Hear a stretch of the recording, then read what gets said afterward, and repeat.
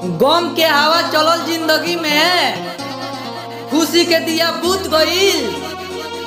गम के हवा चलल जिंदगी में, खुशी के दिया बुझ गईल। अब कैसे बम छुड़छुड़ी छोड़े, दिवाली से पहले हमार दिल टूट गईल।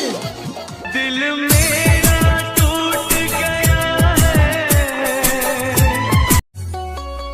दिवाली के दिन दिया जरी, खुशी मनाओ जाई रात में। दिवाली के दिन दिया जरी, खुशी मनाओ जाई रात में।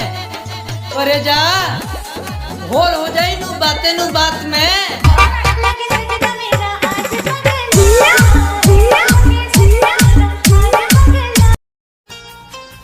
खुश रहनी अपना जिंदगी में, अब गम के बदरी छा गईल। खुश रहनी अपना जिंदगी में, अब गम के बदरी छा गईल। जामना लड़की के दिल से पसंद कइले रहनी, ओकरा के दोसर लेके भाग गईल। कतना दिन से गोलाई की के